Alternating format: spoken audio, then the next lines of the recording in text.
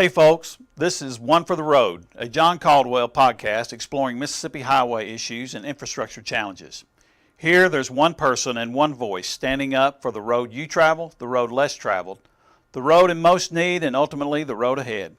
Each episode we will shed some light on the who, what, when, and why mysteries that leave many of us scratching our heads, searching for better answers. This is Commissioner John Caldwell. Thanks for listening to One for the Road. Episode 7, the Dollar General Rule. Welcome back. This is the 7th episode of One for the Road with John Caldwell. During this episode, I'll look at some written and unwritten rules around driveway access to highways. Why? Because there's a huge gap in our communications of very specific guidelines and the broader public understanding or misunderstandings. Access rules have been developed over time and with years of experience.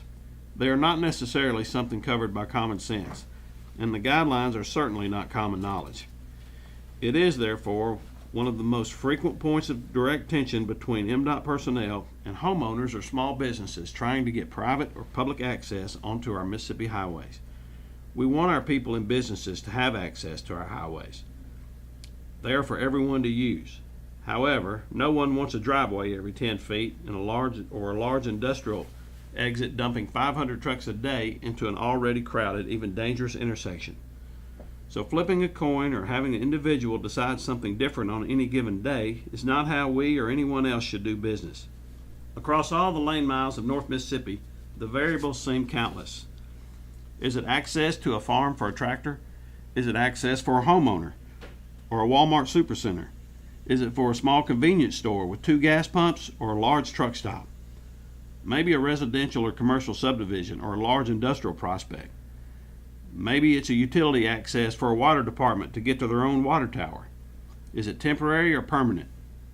Is there an up or down slope, a ditch needing a simple culvert, or something more complicated?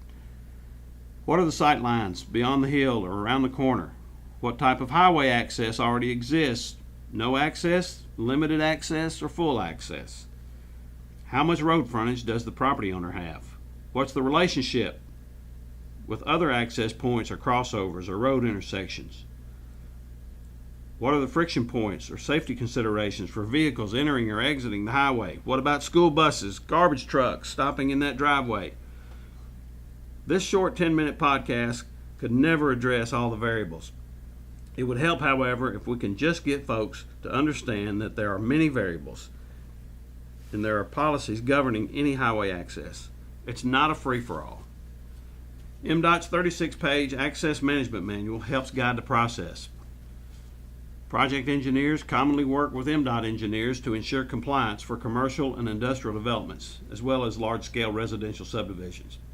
The confusion often comes when individual homeowners or small businesses or builders which do not typically interact with MDOT begin a small project with the wrong assumptions or poor advice. First bad assumption is usually that there is some sort of highway access already permitted when there's not. Possibly there's a permitted access from the highway to a pasture. That permit doesn't translate to access for commercial development. Likewise, a private residential drive can't be assumed to be used later for an industrial truck entrance. Interstates and divided highways with well-managed right-of-way fencing are usually understood by everyone as no access. But other sections of a highway may cause confusion. After all, highway types and access limits are not clearly delineated with signage, so misunderstandings are understandable, especially when approved or unapproved exceptions are in plain sight. Remembering the unwritten Dollar General rule can help guide you. If your development access is for something larger than a typical Dollar General, then you can expect to have your engineer provide our MDOT engineers with an independent professional traffic study and a detailed hydraulic analysis at your cost, plus additional information depending on the location.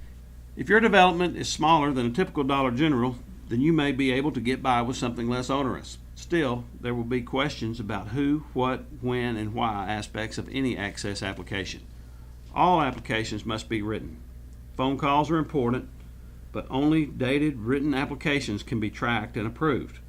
Applications are sometimes submitted by the property owner, the developer, or the project engineer. It's best if the property owner is the applicant of record. Clear communication early and often helps. Knowing the jargon or MDOT terms is not necessary. Plain English works best. Then, if the project is large enough, the engineer-to-engineer dialogue is needed. Just remember, engineers on either side of a request are notorious for waiting on a return response from anyone and prior to doing their part. They and we will leave you with an open-ended comment in a conversation. That leaves everyone waiting endlessly on each other. This is not meant to criticize, but to remind all of us that you and I are responsible for follow-up with those in the middle of any communique or project. If you are waiting on a reply, call back. Email again. Call to see if the email was received and understood. Read and reply to emails sent to you. I can't count the number of times I've been told by someone they are waiting on us. But when I follow up, we say we're waiting on them, sometimes for months. In those cases, it's hard to blame only one side of that. Remember, if the request is not written, there is no request. Approval or denial is made upon written requests. We all have certain personal and professional responsibilities, and two-way communication is key. Highway access, denial, access control, and limits are just more places in my world where safety and functionality collide. Most of any friction around access is often simple miscommunication. It is nearly always good people with conflicting interests and different understandings. Once a driveway is determined to be a legitimate, approvable possibility, the detailed requirements placed on the approval can be costly, sometimes even prohibitive due to budget constraints of the applicant. Some highway access points, whether private drives or public roads, could require applicants to build turning lanes, acceleration or deceleration lanes, and more. From gravel or simple paved flares at the end of a narrow drive to the additional lanes or million-dollar traffic signals. I've seen most extremes in the few years I've been your commissioner. Does anyone really think that access is or should be the same onto a county road versus a 2-lane rural state highways like 330 or 341, or 5-lane highways inside city limits like parts of 72 or 302, or divided highways like 82 and 45?